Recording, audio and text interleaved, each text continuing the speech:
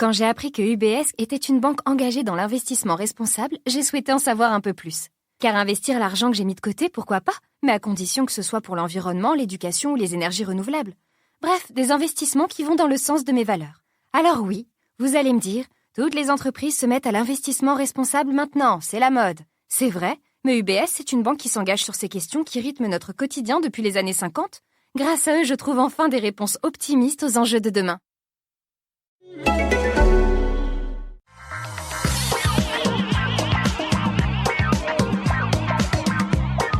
Bonjour à tous et bienvenue sur le Rendez-vous Tech, l'émission où on vous résume toute l'actu tech, internet et gadgets. Je suis Patrick Béja, mon fils s'est réveillé très tôt, il a fait une sieste courte, donc je peux parler avec un volume de voix normal. C'est la joie, c'est le bonheur, d'autant plus qu'aujourd'hui je reçois deux journalistes de talent. D'une part, Cédric Ingrand, comment vas-tu Cédric ? Comme un Cédric qui est en vacances, donc forcément ça va très très fort. Voilà, je suis dans ma villégiature bretonne où il fait un temps breton, donc vraiment on est déçu sur rien. Voilà. Et avec un ADSL qui fonctionne très bien, dis-moi.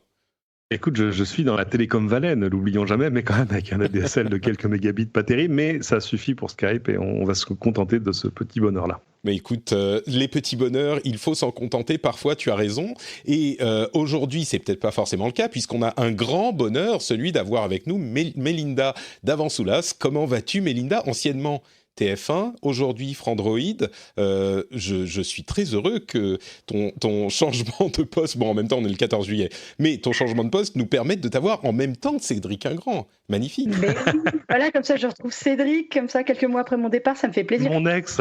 Voilà, exactement, c'est nos retrouvailles à nous. Bon, que je jalouse d'être en vacances quand même, il faut bien le dire, même si nous sommes le 14 juillet, parce que je rêve de vacances aussi, même sous la pluie bretonne, ça me ferait plaisir. Écoute, ça veut dire que t'es pas en vacances maintenant pour le 14, c'est pas un jour férié pour toi ? Si, aujourd'hui c'est férié quand même. Oh un petit peu de repos, j'ai mal compris comment ça se passait chez Frandroid, si c'était le cas. Non, 14 juillet c'est repos. Voilà. Très bien. Écoutez, je suis content de vous avoir tous les deux parce qu'on va avoir plein de sujets très variés à aborder aujourd'hui. On va parler un petit peu de TikTok et c'est un petit peu WTF TikTok en ce moment. Il y a aussi des sujets qui fâchent avec des conseils, des recommandations du Conseil national du numérique pour l'environnement. On va en parler dans un instant. On a aussi la police qui a aux États-Unis des méthodes intéressantes pour avoir des informations dans ses enquêtes. Plein d'autres sujets différents. Mais avant ça, j'aimerais tout de même remercier rapidement les auditeurs qui soutiennent l'émission, même sous la chaleur de l'été. Certains décident de rejoindre le Patreon sur patreon.com/rdvtech. Et aujourd'hui, je remercie Carole Rouge, Ant Nonc, Dark Lumière, Jean-Baptiste, Antoine T, Mathieu Giraud, Baptiste Daillé ou Dallé, Nicolas Deboss, Classic Cars, Amandine Body et une bise spéciale à Dominique Jean Prost qui se reconnaîtra. Merci à vous tous. On redira quelques mots sur le Patreon dans un instant. Et donc, on va commencer avec... Mais qu'est-ce que c'est donc cette histoire avec TikTok ?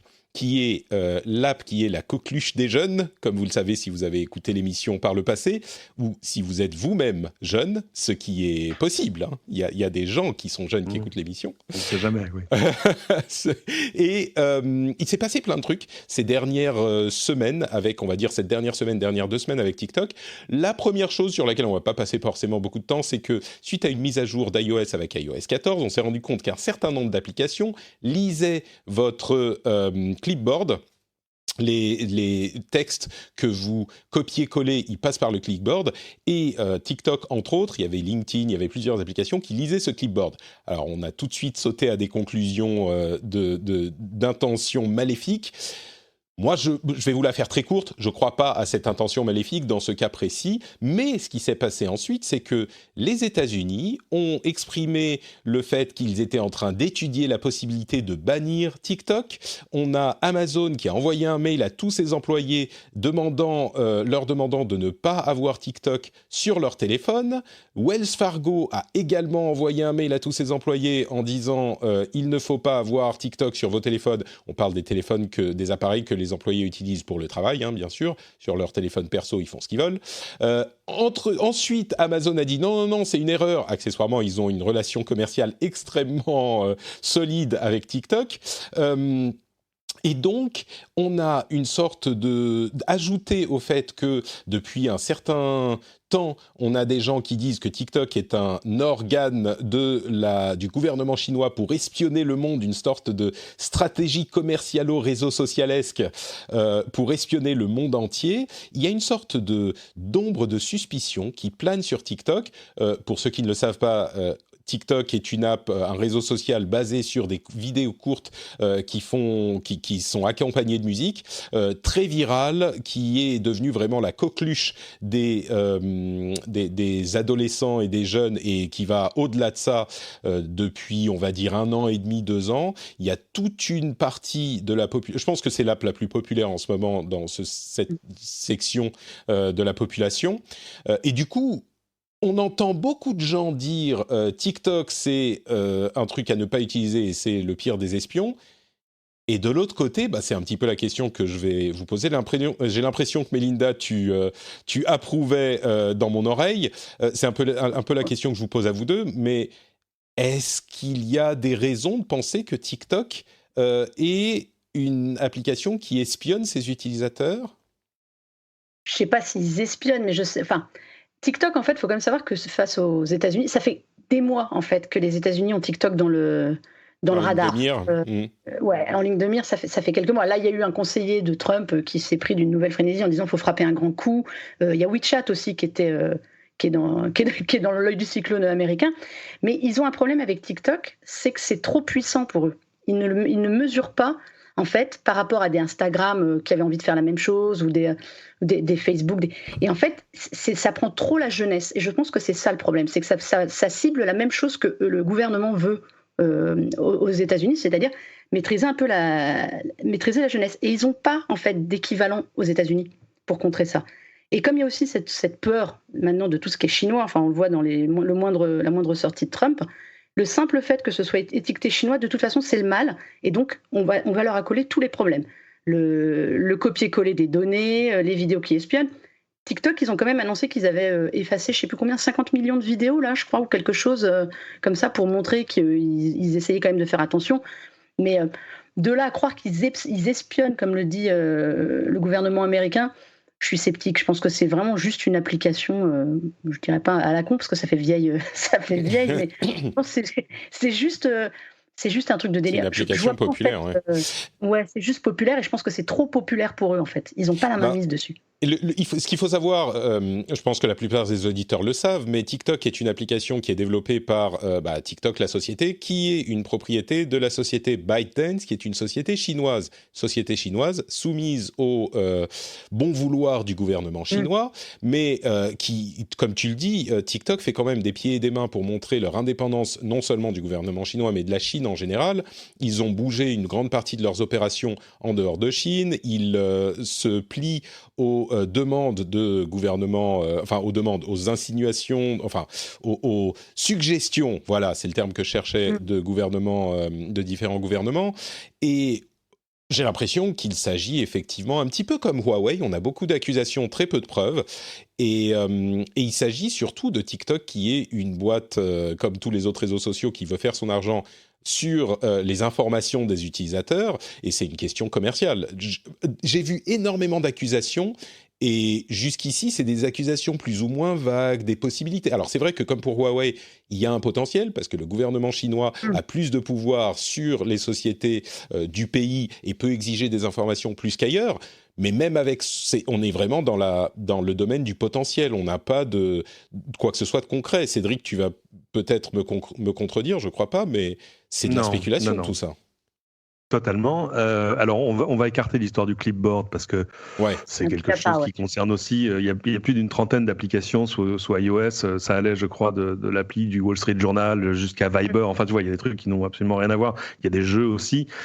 Et tous ont fourni des explications. En gros, garder un œil ouvert sur le clipboard, souvent, par exemple, pour permettre aux gens de faire des copier-coller de leur mot de passe pour se connecter, enfin, ce genre de choses.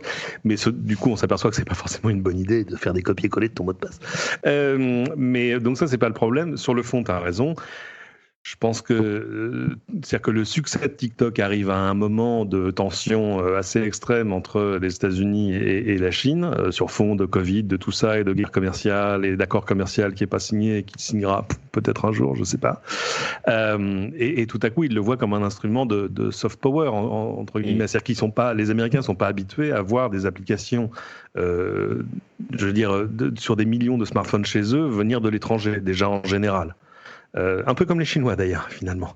Et surtout visant les jeunes générations, et Mélina le disait très bien, sur une couche de la population où il n'y a pas vraiment d'équivalent, il n'y a pas un concurrent américain, tu vois, il y a des sommes de fonctions qu'on va trouver ailleurs, mais pas rassemblées en un seul produit. Donc oui, ça leur fait un choc, et du coup, ça en fait, tout comme Huawei exactement. Hein. C'est-à-dire que voilà, TikTok se retrouve dans la position d'être le deuxième otage de la guerre commerciale entre les États-Unis et la Chine. C'est vrai que j'avais jamais... Pardon, vas-y.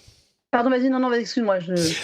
Non, je voulais juste dire que j'avais jamais vu les choses de cette manière. C'est vrai que les Américains, tellement on en parle tout le temps, les GAFA, mais toutes les applications qui peuplent nos téléphones mobiles viennent de là-bas. Donc c'est vrai qu'ils n'ont pas l'habitude d'avoir des applications qui viennent d'un autre pays. C'est extrêmement rare, si ce n'est jamais. C'est comme imagine par exemple que demain il y ait une vague de blockbusters chinois qui explose le box-office américain. Bon, ça semble impossible pour plein de raisons.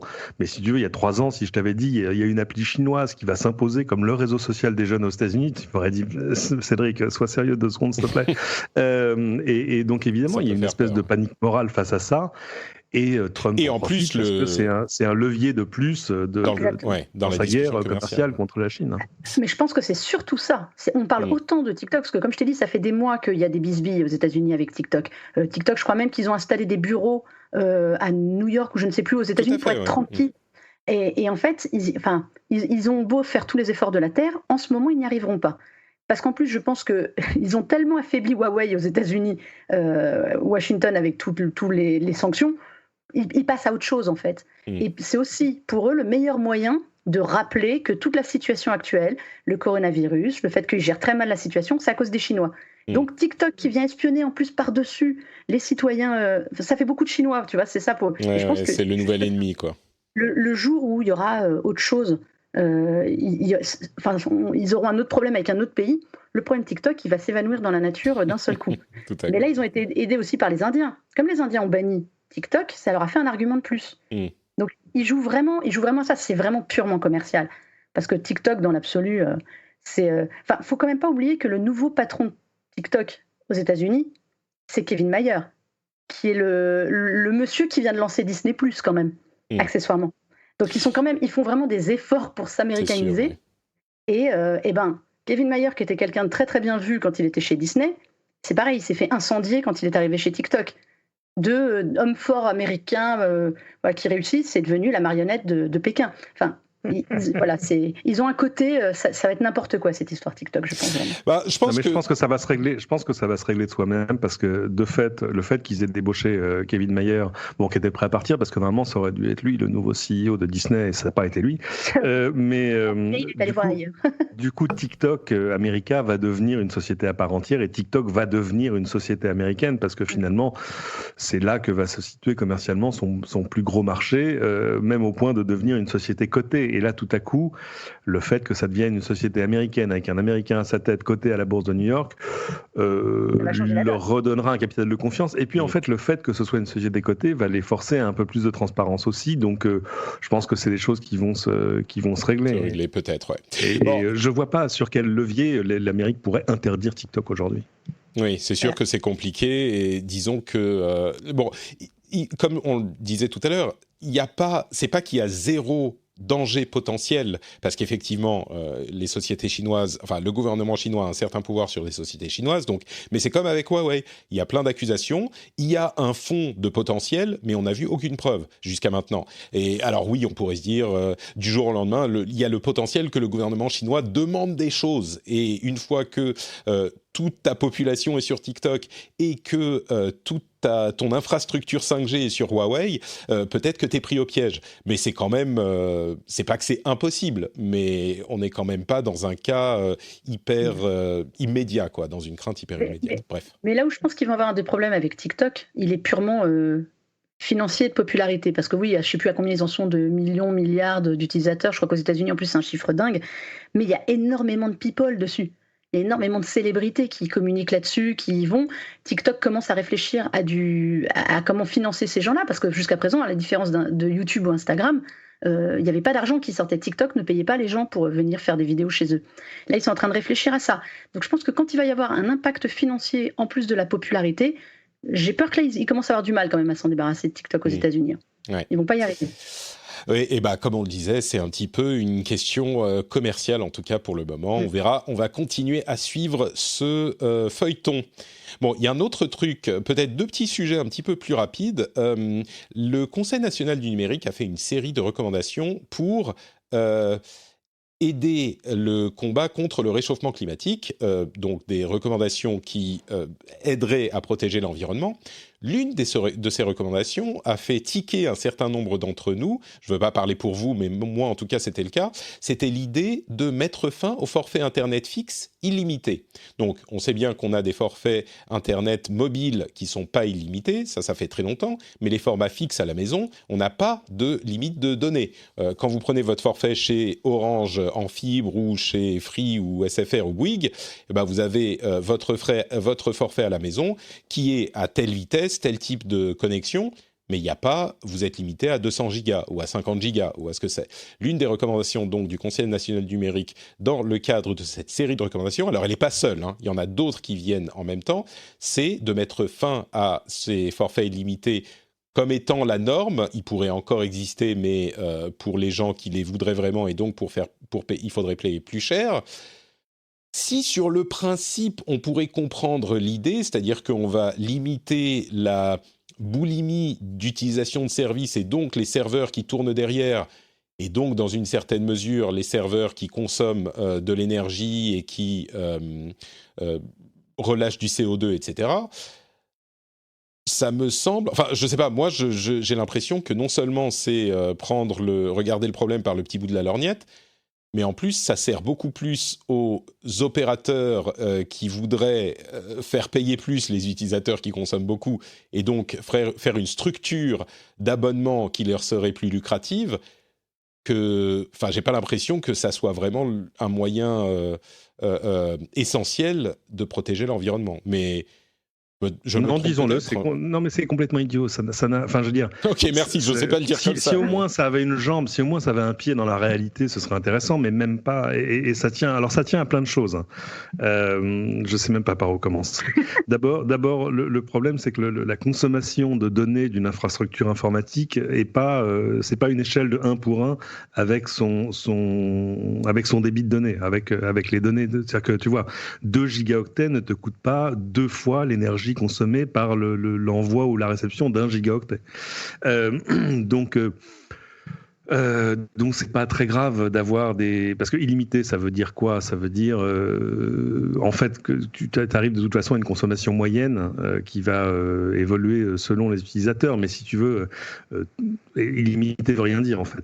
Illimité, il y a peut-être des gens qui vont entre de grosses guillemets abuser de l'illimité, mais abuser de l'illimité ne veut rien dire. C'est-à-dire l'utiliser en fait comme par exemple utiliser une connexion mobile 4G illimitée comme connexion domestique. Mais il y a plein de gens qui font ça, et c'est pas tant une question d'abus qu'une question de moyens. C'est-à-dire qu'il y a des gens pour qui le mobile est la seule connexion à l'extérieur, et c'est avec ça qu'ils vont regarder Netflix, qu'ils vont regarder YouTube, etc. etc.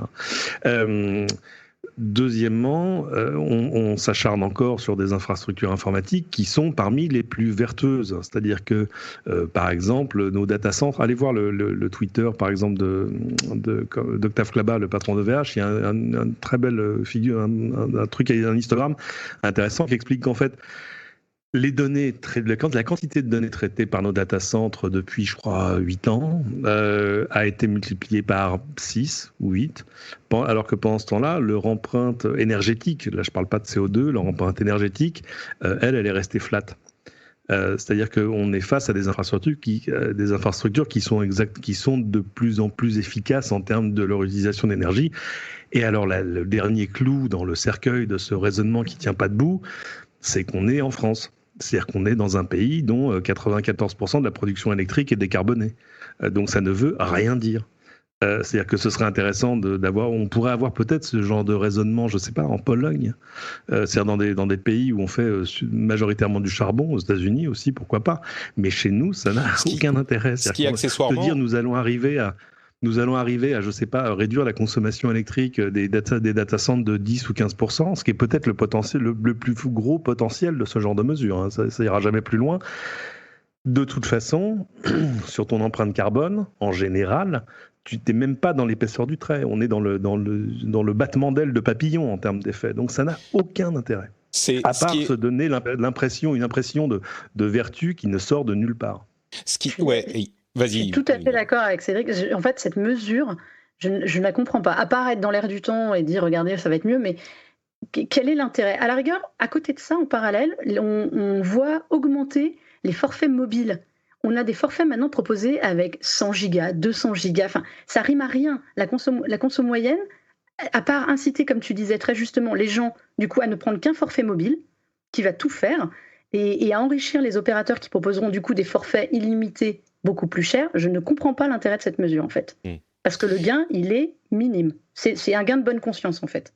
Ouais. Il y a juste ça. Il y a, comme tu le dis, les opérateurs, parce qu'aux États-Unis et dans d'autres pays, il y a des méthodes de ce style, pas pour protéger l'environnement, mais traditionnellement, commercialement, c'est ce qui se faisait.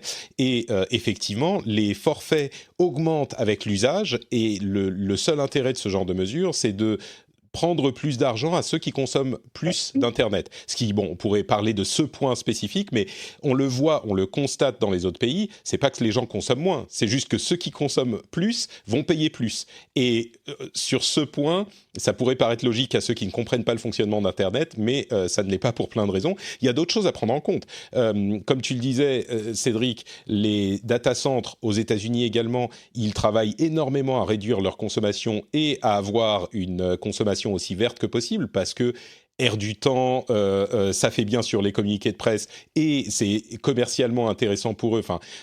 Mais c'est commercialement intéressant pour eux. Regarde ce qui s'est passé il y a encore quelques jours. Renault, par exemple, a annoncé qu'il allait déplacer l'essentiel de sa gestion de production dans le cloud et dans le cloud de Google. Alors on dit souveraineté machin. Oui, mais enfin, le truc c'est que en faisant ça, ils gagnent en efficacité, en souplesse, en tout ça, etc. Ils ont plus de fermes de serveurs à gérer eux-mêmes, etc.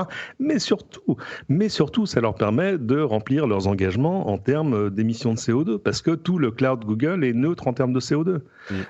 Et c'est là aussi qu'on tape sur des infrastructures qu'on ne connaît pas, où il suffit de regarder un peu ce qui se passe dans la vie réelle, je veux dire, pour s'apercevoir que non, si tu veux améliorer ton empreinte CO2, tu as au contraire tout intérêt à tout bouger dans des clouds qui sont pas les nôtres, quoi.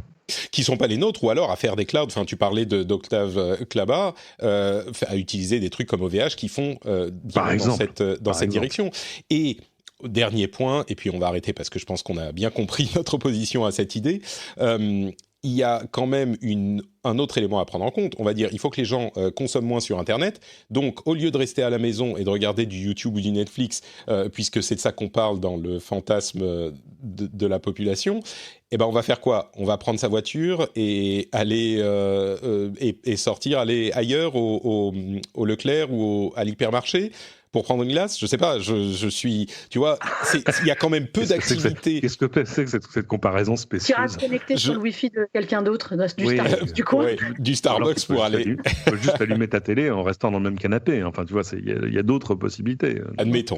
Mais ça n'existe plus, ça, Cédric. Personne n'a fait ça. Ce que je veux dire, c'est que il y a d'autres alternatives à Netflix que d'aller faire les courses. Tu vois. Non, pas faire les courses. Je voulais dire... bon, bref, ok. Je comprends ce que tu veux dire. Je suis d'accord. Mais ce que je veux dire, c'est que... Je comprends ce que tu veux dire. Il y a peu d'activités moins consommatrices d'énergie que de rester chez soi. À partir du moment où tu vas te déplacer de chez soi, si l'idée est de faire sortir les gens de chez eux, ça va devenir plus consommateur. En même temps, c'est pas forcément une mauvaise chose de faire sortir les gens de chez eux. Mais bon, bref, Vous l'aurez compris, on pense pas que cette mesure, nous, ici, faites du vélo, c'est une bonne idée. Et c'est vrai que ça consomme pas. Bon, ok.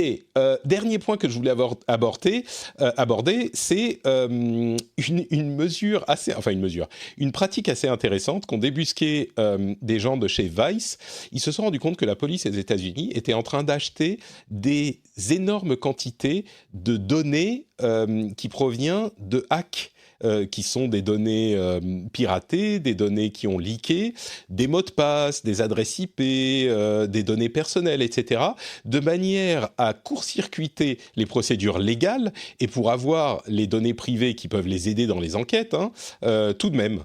Ce qui est alors légalement, c'est intéressant parce que les procédures légales de perquisition, d'avoir le droit de fouiller dans les appareils électroniques de quelqu'un ou même physiquement chez une personne, il faut avoir une cause et un mandat délivré par un juge. Mais ces données-là qui sont dans la pratique accessibles publiquement, alors peut-être qu'il faut aller les acheter ou qu'il faut les récupérer sur des endroits pas très... dans des endroits qui sont un petit peu des coins sombres de l'Internet. Mais c'est quand même des données auxquelles ils pourraient avoir accès et qu'ils n'ont pas l'interdiction de récupérer. Et c'est quand même, ça laisse un arrière-goût un petit peu bizarre dans la bouche. Mais je sais pas, j'ai trouvé ça intéressant comme méthode pour la police. Pas très... Moi, ça me paraît pas super cachère, mais je sais pas. Est-ce que ça vous paraît... C'est borderline, ouais. C'est un peu borderline quand même, on est d'accord. C'est pratique, mais borderline, dirons-nous. Mais ils n'arrêtent pas. On leur donnera des points quand même pour l'ingéniosité, mais oui, ça fait curieux quand même. Tu voulais ajouter quelque chose, Mélinda ? Non, mais parce que j'ai cru entendre ces derniers temps, il n'y a pas eu une autre histoire où ils ont piraté un réseau aussi un réseau téléphonique crypté ou je ne sais quoi pour. Ah oui. Alors ça, c'était autre chose. Des dealers aussi. Non, ça, c'était autre chose. C'était un réseau effectivement de messagerie cryptée qui était utilisé par une bonne partie des criminels sur lesquels ils enquêtaient, et ils ont réussi à avoir donc une quantité incriminante énorme de données et de communications. C'est ça. Mais ça, c'était une enquête normale, si tu veux. Oui, c'est ça, normal. Ils ont enquêté sur le truc. Il y avait un moyen de communication crypté qu'ils ont réussi à infiltrer. Et voilà, et donc c'était un gros coup. Mais là, c'est qu'ils vont aller acheter des données hackées, c'est quand même... mais en ce moment, il faut quand même louer l'ingéniosité de la police américaine qui met toute la technologie à son service. Parce que tu sais, il y a la fameuse histoire où ils ont Clearview, où aussi ils ont récupéré les données, la base de données, tu sais, qui a été conçue à partir des vidéos, des photos qui traînaient sur le web. Oui, Clearview AI, qui est une société qui a construit... Voilà, tout à fait. Ouais. Qui du coup la revend surtout à la police. Pour pouvoir avoir le visage de tout le monde. Donc moi, je loue l'ingéniosité et l'ouverture à la technologie moderne de la police américaine. Parce que je pense qu'ils peuvent faire de grandes choses, du coup. C'est pas forcément plus rassurant pour nous, mais ça va être plus pratique pour eux, à mon avis. Oui, je pense aussi, ce qui est effectivement peut-être un peu inquiétant. La chose que je note, si on doit en fait trouver autre chose qu'un arrière-goût un petit peu étrange dans la bouche en lisant cette news, je dirais que c'est le fait que si la police se met à payer des criminels qui ont obtenu ces données avec des activités criminelles, ça encourage du coup les activités criminelles. Il y a quand même une chaîne là qui est un petit peu étrange, on va dire, pour un service qui est censé faire respecter la loi. Ça me fait penser, vous savez, au jeu World of Warcraft, avec lequel j'ai beaucoup de familiarité. Il y avait des gros problèmes de hack sur des comptes qui étaient utilisés ensuite pour créer de l'argent virtuel en jeu, qui était ensuite revendu à des joueurs pour des sommes modiques, de manière à ce que les joueurs puissent court-circuiter le système du jeu et avoir de l'argent, donc de la monnaie en jeu, plus facilement. Et forcément, le fait d'acheter cet argent, ça encourageait les hackers à hacker plus. Et donc, ça encourageait cet écosystème. Bon, là, on n'est pas dans les mêmes ampleurs, évidemment, mais il y a quand même quelque chose de profondément perturbant dans l'idée que la police aide les criminels paye les criminels pour faire leurs activités criminelles. Ils prennent des risques, parce que la première fois qu'ils vont vouloir en débusquer un, ça peut aussi leur retomber dessus, quoi. Enfin, moi, c'est un pari dangereux, quand même, je pense, pour eux. Oui, c'est sûr. Je ne sais pas s'il ne serait pas plus efficace de leur faire la chasse, de les arrêter et de saisir les données. Tout à coup, ils auraient...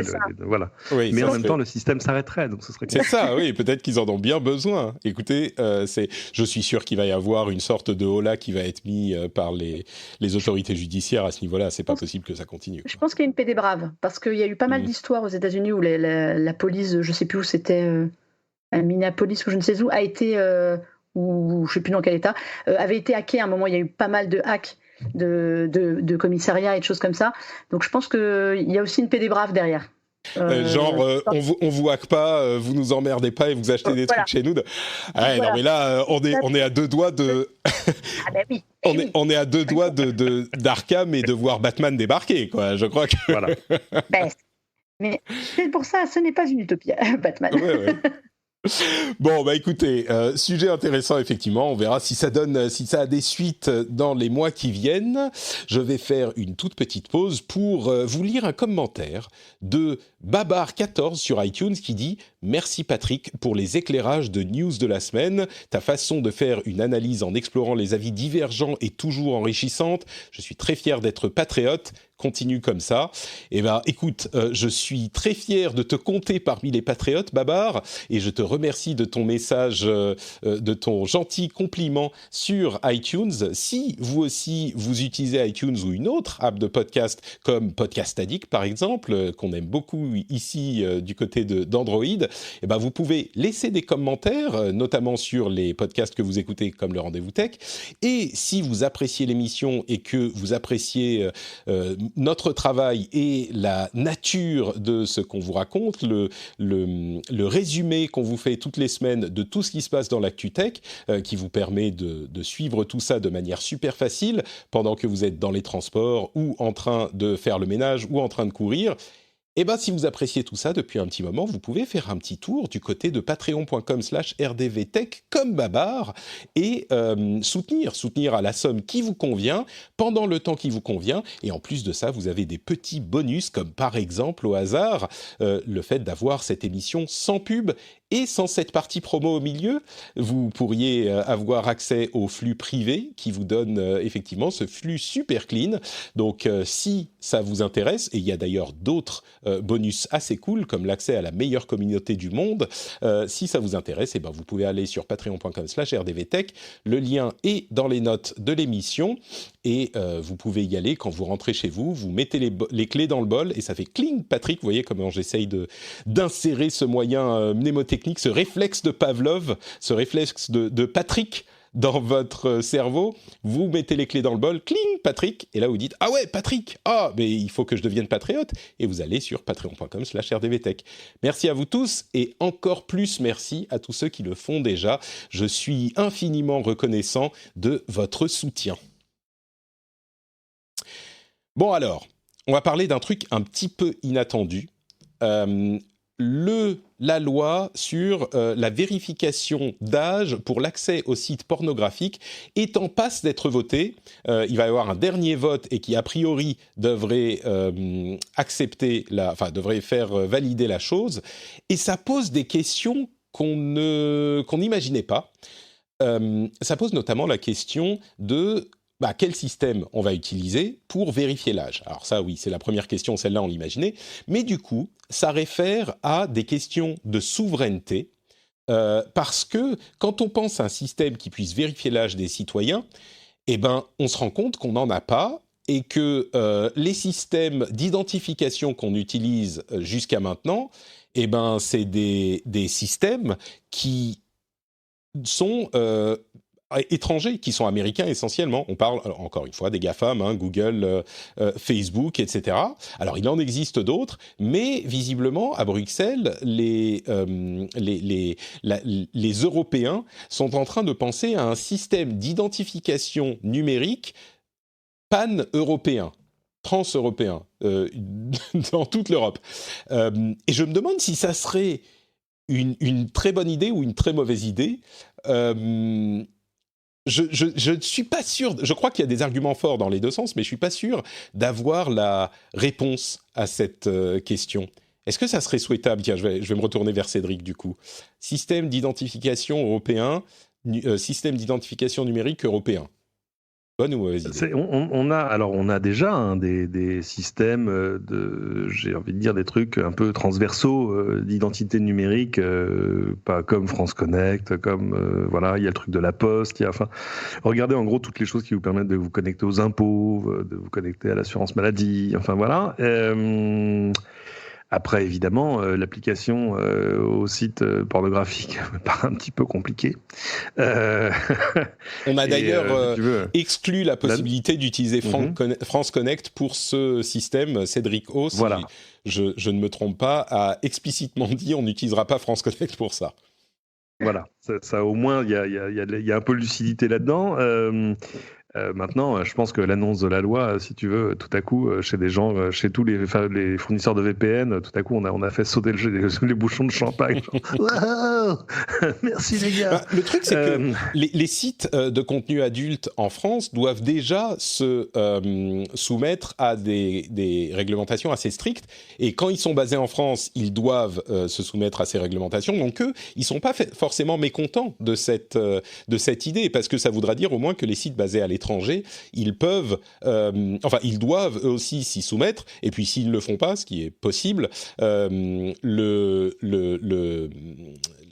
CSA pourra envoyer une demande à la Cour de justice de bloquer l'accès à ces sites en France aux opérateurs. C'est-à-dire que ça sera... Souvent par le moyen du DNS, et on revient à la fête chez les fournisseurs de VPN. Ouais. Et de fait, dans l'ensemble, ces sites-là sont parmi les plus vertueux. Alors là, c'est forcément un mot qu'ils n'utilisent pas souvent. Mais en tout cas, sur l'observance tu vois, de tous les systèmes de contrôle parental, de contrôle d'âge, etc., évidemment, la limite de ça, c'est tant qu'on n'a pas vérifié ta pièce d'identité ou le fait que tu aies une carte de crédit ou tu vois ce genre de choses, on peut pas forcément être sûr de savoir qui est derrière. Les seuls de tête comme ça qui fassent des vérifications en live pour vérifier que tu es bien le nom de la personne dont tu donnes le nom, c'est quoi ? C'est les néobanques en ligne, hein, tu vois, les N26 et les autres qui, elles, te font une visio, il faut que tu montres ta carte d'identité. Enfin, c'est un truc qui n'a pas de sens dans ce contexte-là et qui surtout n'a pas de sens économique, parce que là, ça ne tient pas debout en termes d'économie pour eux. Donc, voilà, je ne sais pas comment ça va se régler. On le verra dans le... Alors, avant de dire des bêtises, il faudrait quand même que j'aille lire le texte de loi, enfin, en tout cas, le texte du projet de loi, parce que ça pose question sur le fait de savoir, est-ce qu'on a déjà des idées de comment ça fonctionnerait dans la vie réelle ? Est-ce que c'est un truc qui a été repoussé ? Alors moi, de ce que j'ai compris, peut-être que je me trompe, mais de ce que j'ai compris, le système est laissé à l'appréciation de l'opérateur du site. Donc, bravo les gars. C'est démerdez-vous, quoi. Souvent, c'est ça. Souvent, c'est vrai qu'on pousse du bout du pied dans les assemblées en disant, voilà, les modalités de fonctionnement exactes seront précisées dans un futur décret d'application. Le problème, c'est que, voilà, ça peut le gros problème, on n'est pas au moment d'écrire le texte à faire de la pensée magique, tu vois, en disant, il y a qu'à faire en sorte que ça marche, et puis ça marchera. Ouais, t'as raison.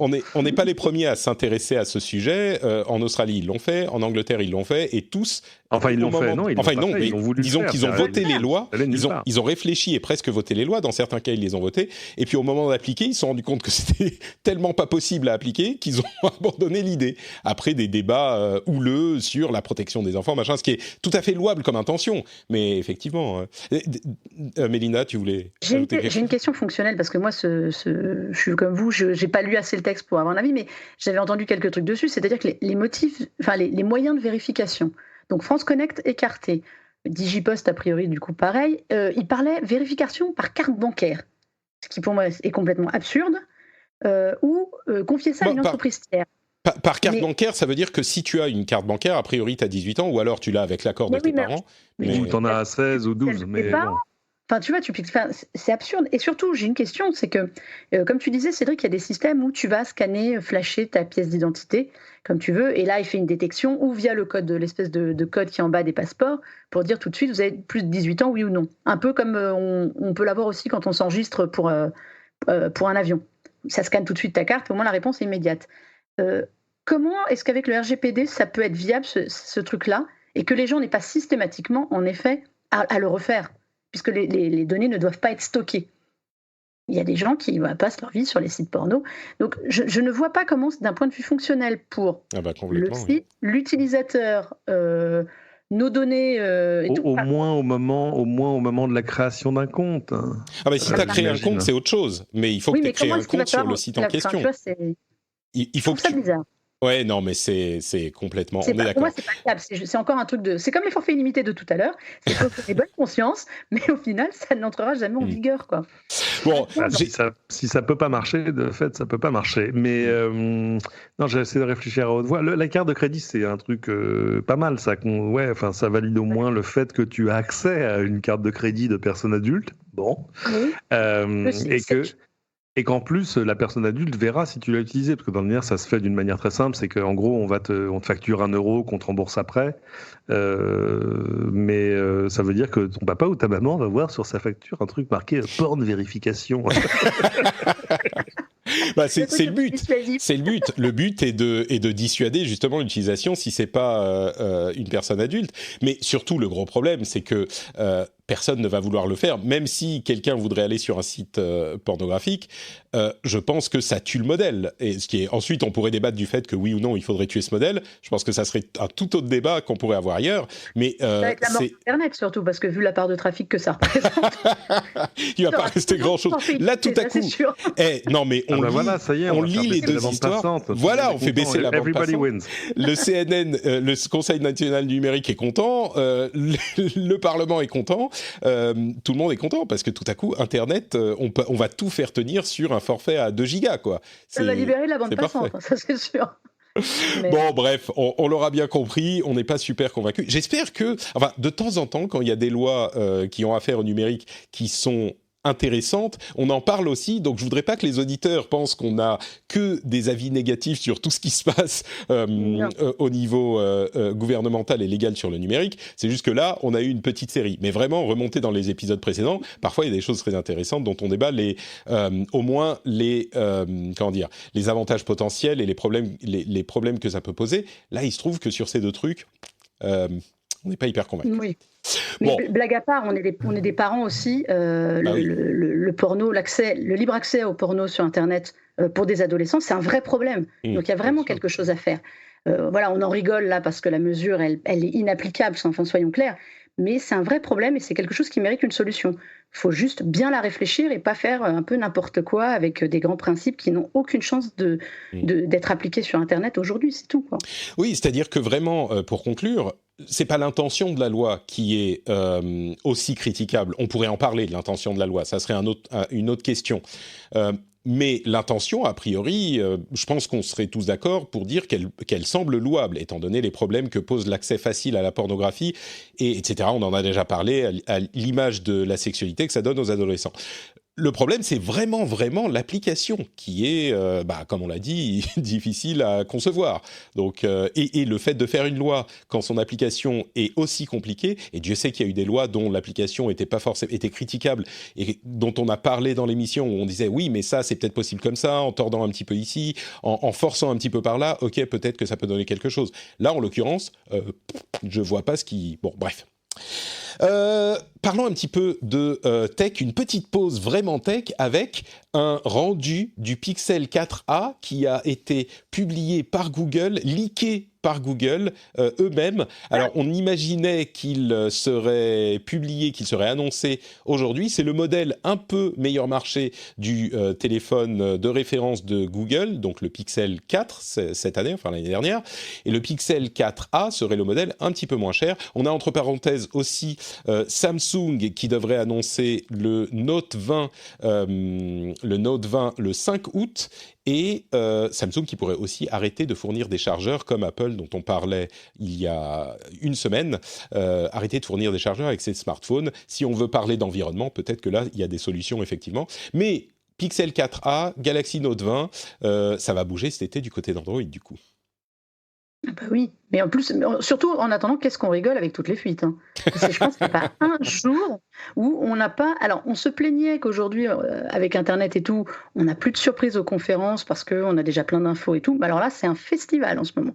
Le Pixel 4a, dont on sait à peu près tout, enfin, je ne sais pas s'il y a une info qu'on n'a pas dessus. Mais alors là, Google, je pense qu'ils en ont eu tellement marre des fuites qu'ils font carrément le job eux-mêmes. Donc là, comme tu disais, le rendu, c'est quand même a été publié sur le Google Store. Il n'est pas sorti de nulle part, donc c'était très très drôle quand même là. Mais je pense surtout, du coup, quand j'ai vu ça hier, Je me suis dit que c'était parce qu'on parlait d'une annonce lundi 13, en fait. C'est ça, c'est ce que tu dis dans ton article. Voilà. On pensait qu'il devait être annoncé lundi. Ouais. Voilà, il est officiel. On attend l'officialisation, mais on sait qu'il existe. Il apparaît dans toutes les lignes de code d'Android. Enfin, c'est plus qu'une question de jours. Et il y a une rumeur qui était sortie ce week-end, comme quoi finalement, ce ne serait pas ce lundi. Je crois que chez Google, il y en a un qui avait oublié que ce n'était pas hier, ça devait être publié. Oui, quand tu prépares tout. Mais du coup, c'est quoi les caractéristiques du 4A ? Est-ce qu'il est tu peux nous en dire justement, tu peux nous dire ce qu'on en sait techniquement, il est intéressant ? Alors, tu sais, pour ceux qui ne seraient pas au fait des pixels, donc nous avons les numéros Pixel 2, Pixel 3, Pixel 4 qui sortent à l'automne, qui sont des flagships, donc vraiment les modèles haut de gamme, et les versions A qui existent depuis le 3A, donc de l'année dernière, c'est, la base, c'est le même module photo, a priori, sauf que là, il n'aurait qu'un seul capteur et pas deux, avec un peu moins de design. C'est des appareils qui sont un peu plus plastiques, qui ont un processeur qui est un peu moindre. En fait, là, ce serait du Snapdragon 730. Et si je me souviens bien, on doit être sur du 755, Snapdragon 755 de Qualcomm sur le modèle 4A. Donc, c'est vraiment les versions allégées, en fait, des pixels de Google, du très haut de gamme. Ils sont un petit peu moins autonomes, mais l'essentiel, c'est-à-dire ce qui fait la renommée des pixels, c'est la photo. La promesse, c'est que ce soit la même. Alors, on sait qu'il y a une grosse partie software sur le Pixel par rapport au hardware. C'est pour ça que les modèles précédents n'avaient qu'un seul capteur photo. Ils sont passés à 2 capteurs sur le Pixel 4. Voilà. Leur promesse, c'est d'avoir sur un tronçon de prix qui est entre 300 et 400 euros à peu près, le meilleur photophone du marché. Donc, et effectivement, la grande qualité des pixels, des téléphones pixels de Google, c'est qu'ils font avec moins d'objectifs des photos qui sont aussi bonnes ou meilleures que les concurrents avec plus d'objectifs. Donc, ils réussissent en logiciel à simuler avec le traitement de l'image, à faire des images de grande qualité. Et donc, on est sur cette fourchette de prix de 300 à 400 euros, qui est, pour cette qualité, on est dans les... Voilà, c'est ce que tu dis, c'est exactement ça, c'est l'IA en fait. Alors, c'est un choix de photo. Moi, je sais que je suis plus adepte des photos plus naturelles. Le résultat est magnifique sur un pixel. Je trouve que ça manque un peu de naturel parce que c'est l'IA qui fait la retouche pour vous, voilà, en quelque sorte. Mais sur cette gamme, sur ce marché, avoir un appareil de cette qualité, c'est assez rare. Il n'aura pas de version XL cette fois. Vous savez, il y a 2 tailles d'écran en général. Là, ils n'en auront pas. Mais par contre, ce qui a été débusqué pareil dans le code le week-end dernier, c'est une version 5G. Donc, un modèle allégé, donc 4A, en 5G. Donc, ça va donner un prix vraiment pour avoir accès à la 5G qui sera super intéressant, à mon avis, signé Google. Donc, affaire à suivre. Mais voilà, ça fait partie des choses qui leak, dont on sait tout, en fait. Il n'y aura pas de surprise. Bon. Petite série de news sur du hardware, justement, enfin du hardware, encore de la tech. Nvidia a dépassé en valeur boursière Intel. Ils sont à 248 milliards de dollars. Ils ont eu une augmentation de leur valeur boursière de 68% cette année. C'est quand même symbolique que Nvidia dépasse Intel en valeur boursière, parce que c'est incroyable. Nvidia, alors ils ont fait énormément de choses pour diversifier leurs offres, pour se renforcer ces dernières années, et ça paye, mais c'est en même temps un petit peu tragique pour Intel, qui était le géant... inassailable, je trouve plus le terme français, inassaillable. Inattaquable, indépassable, tu vois, impossible à rattraper. Et c'est vrai, ça l'a été pendant très longtemps. Moi, ça me rend très triste parce que j'aime beaucoup Intel, et puis parce que Intel, c'est quand même... Intel, c'est une brique de toute l'histoire de la Silicon Valley. Enfin, il y a plein de raisons qui sont à la fois historiques. Intel, pendant longtemps, ça a été le plus gros investissement mondial en R&D. C'était 10 milliards par an. Enfin, donc voilà. Et puis c'était une époque en plus où je les suivais d'assez près.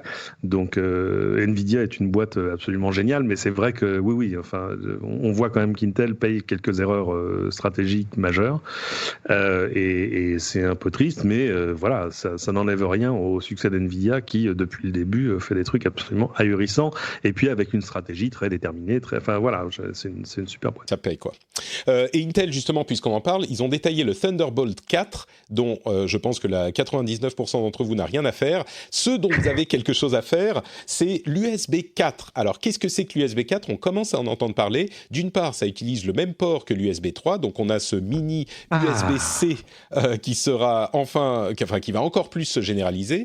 Et toutes les protocoles du Thunderbolt 3 seront utilisés dans l'USB 4. Ce qui veut dire qu'il y avait une grande confusion entre l'USB 3 et le Thunderbolt parce qu'ils utilisaient le même port, mais il n'y avait pas les mêmes données qui pouvaient passer dessus. Et bien maintenant, l'USB 4 fera tout ce que fait le Thunderbolt 3. Et là, vous me dites, mais attends, il y a le Thunderbolt 4 qui arrive. Qu'est-ce que ça va changer ? Et bien en fait, le Thunderbolt 4 sera compatible avec l'USB 4. Donc ça sera la même chose là encore. Donc plus de confusion. Sauf que un label Thunderbolt 4 veut dire qu'ils utilisent des certifications Intel et que donc on a des certifications qui sont plus sévères que sur les composants grand public. Donc en gros, là encore, pour 99% des gens, ça n'a pas grand intérêt de savoir quelle est la différence. Ce qu'il est important de retenir, c'est l'USB 4, maintenant, ça fait tout. Donc, on est tranquille. Alors, ça ne veut pas dire que tous les câbles font tout. Là, c'est encore un autre problème, mais au moins les ports... Ça, on l'observe quotidiennement. Hein. Moi, j'ai été frappé encore il n'y a pas longtemps, tu vois, pour brancher un petit disque dur externe SSD sur mon MacBook, là. Je mets un câble USB-C, je drag-drop des fichiers, des grosses vidéos, etc. Je dis, mais comment ça, 72 minutes, qu'est-ce que c'est que cette histoire ? Et je change Et si tu veux, j'ai essayé 3 câbles différents et qui m'ont donné 3 résultats différents en termes de débit. Et c'est là que tu vois que oui, il se passe des trucs et qu'il y a besoin d'un petit peu de clarification. C'est un peu comme si on disait, regardez, maintenant, on a une prise unique qui est celle du 220 volts, mais que parfois tu te branches dessus, il y a du 12 volts qui sort et tu dis mais je ne comprends pas, pourtant je crois, voilà. Donc tout ce qui va permettre de résoudre cette confusion sera le bienvenu. Alors la clarification pour les câbles, elle pourra arriver un jour, ça serait souhaitable, mais en tout cas au moins maintenant les ports USB 4 c'est USB 4 et c'est tranquille et tout marche avec USB 4 pour les ports. Les câbles, on verra plus tard. Facebook a annoncé il serait en train de considérer l'idée de bannir les publicités politiques sur son réseau au moment des élections, quelques jours avant les élections. Et alors c'est un petit peu c'est un petit peu, n'est-ce pas trop tard quand c'est quelques jours avant les élections ? Il y a un autre élément qui est intéressant à noter chez Facebook et la publicité chez Facebook. Une étude montre que la campagne de Donald Trump micro-cible beaucoup plus que celle de Joe Biden. Et le chiffre, 68% pour Trump et 34% pour Biden, le pourcentage est intéressant, mais surtout, ce qui est intéressant, c'est le nombre de fois que ces publicités micro-ciblées sont vues. On parle d'une publicité qui est vue moins de 1000 fois. 68% des publicités sur Facebook de Trump sont vues moins de 1000 fois. Et Dieu sait qu'il y a des centaines et des dizaines de milliers de publicités différentes, mais elles sont vues, elles sont tellement ciblées qu'elles sont ciblées sur moins de 1000 personnes. Alors on est à 34% chez Biden. Mais rendez-vous compte à quel point c'est ciblé. C'est un peu exactement ce qu'ils avaient fait la dernière fois, hein, tu vois. Oui, mais on n'avait pas. Moi, j'avais pas vu ces chiffres, tu vois. Cambridge Analytics et tout ça. Mais non, c'est évidemment intelligent de leur part et ça fait toujours un peu peur. Et c'est aussi pour ça qu'il faudrait que Facebook siffle la fin de la récréation. Plutôt que de nous dire pour la 74e fois qu'ils feront mieux la prochaine fois. Tu vois, we'll do better next. Moi, j'en peux plus. Ça y est, c'est fini. Ce truc est un cancer de la démocratie. Il faut arriver à en venir à bout d'une manière ou d'une autre. Et si tu veux, quand ils nous disent que c'est un enjeu de libre expression, alors qu'ils sont dans un pays où, pour l'essentiel, il y a 2 partis et pas plus, il faut quand même, à un moment, arrêter les conneries. Moi, je n'y crois plus. C'est-à-dire que c'est terminé. Il faut qu'ils sortent de ça de manière définitive et qu'ils arrêtent de nous dire qu'ils sont un moteur de la liberté d'expression. Ils ont quand même réussi à faire élire Trump une fois déjà. Bon. Ouais. Et si par hasard ils y arrivaient une seconde fois, ce serait quand même pas à mettre dans la colonne positive. Donc voilà. Et si tu veux le théâtre de la pantomime de Mark Zuckerberg ou Sheryl Sandberg qui arrive en disant oui mais nous allons faire mieux la prochaine fois. Même Sheryl Sandberg maintenant elle vient à reculons. Alors que pourtant Dieu sait qu'elle a quand même été excuses. Moi j'en peux plus. Alors c'est amusant parce que c'est des trucs qui sont pas très visibles chez nous. Chez nous, on n'a que des pubs de dropshipping sans intérêt. Tu vois, ça va pas très très loin. Mais chez eux, ça va quand même très très loin. C'est terrifiant, et que ces gens-là soient toujours pas arrivés à apprendre au moins un tout petit peu d'éthique. Moi, ça me révulse, quoi. Donc voilà. Je vous conseille un truc, et c'est amusant parce que à cet instant précis, j'ai une notif qui tombe sur mon Mac. Allez voir, si vous ne l'avez pas déjà fait, les pubs sur YouTube du Lincoln Project. Le Lincoln Project, c'est une espèce d'alliance de communicants politiques, mais c'est des républicains, mais qui, eux, sont déterminés à faire en sorte que Trump ne soit pas réélu. Et du coup, ils utilisent contre Trump ce que sont d'ordinaire les armes des républicains en termes de pub négative. Et allez voir ça s'appelle le Lincoln Project sur YouTube. Et surtout, ils sortent une pub par jour. Et elles sont remarquables. Mais remarquables. Alors, c'est des républicains qui vous disent votez Joe Biden. Et il y en a une en particulier qui est génialissime et qui est une pub qui est faite pour parler à Trump, et uniquement à Trump, et qui dit: Donald, tu sais que les gens autour de toi complotent. C'est génial. S'ils sont en train de parler à un paranoïaque total, oui, les gens parlent dans ton dos et organisent machin.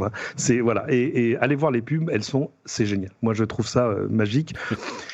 Pour un pays qui est de toute façon dans une merde profonde à peu près à tous égards aujourd'hui. Écoute, je suis pas forcément pas d'accord avec toi, mais je te laisse la paternité de ces commentaires-là. Moi, je suis pas forcément pas d'accord. Qu'est-ce que c'est que cette double négation? J'obscurcis mon opinion. We don't need no education. Yes, you do. Mais c'est complètement logique ce que je dis. Mais le chiffre que je donnerai à retenir aux gens, c'est 68% des pubs de la campagne Trump sur Facebook sont vues moins de 1000 fois. C'est édifiant comme chiffre. Et si on veut un exemple du bon boulot que fait le gouvernement américain, Apple a annoncé à ses staffs d'Apple Store, pardon, pas que d'Apple Store, son staff tout court, qu'ils ne réouvriraient pas leur bureau avant 2021 minimum.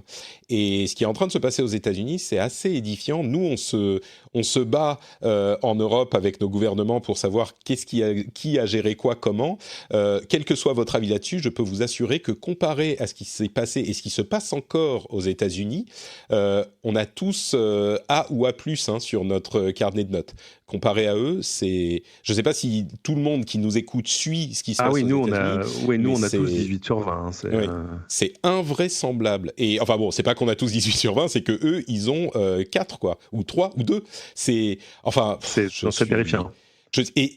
Moi, j'ai des amis qui se demandent s'ils doivent rentrer aux États-Unis. J'ai des amis français qui habitaient là-bas qui, tout à coup, se sont auto-rapatriés en France en disant non, c'est pas possible. C'est-à-dire qu'on se sent plus en sécurité à nombre d'égards, et c'est pas que une question de Covid. Ils veulent forcer les écoles à réouvrir, alors qu'on sait que dans leur cas et dans le cas de plein d'États, faut pas oublier que c'est un État fédéral, donc en fait c'est pas une réalité. Les États-Unis, c'est 50 réalités, il y a toutes les villes, enfin c'est compliqué. Et il y a pas un État fédéral qui est même capable de définir les règles en disant si vous êtes dans cette situation sanitaire là, vous allez faire comme ça. Si vous êtes dans cette situation-ci, vous ferez comme si. On se plaignait en France de pas avoir des mesures plus détaillées et plus, différentes selon la situation précise, ville par ville, région par région. Chez eux, c'est pire. Et chez eux, c'est terrifiant. C'est-à-dire qu'on est dans l'idiocratie la plus terrible. C'est-à-dire où la situation sanitaire devient juste un enjeu politique de plus à rajouter dans une campagne qui était déjà quand même à un niveau à la limite du Monty Python, quoi. C'est même plus que ça. On va pas faire trop longtemps là-dessus, mais je pense que c'est un sujet qui touche à la campagne sur Facebook. Enfin, il y a un lien, même s'il est ténu. Pour ceux qui savent pas, aux États-Unis, la courbe des nouveaux cas est montée à son maximum fin mars.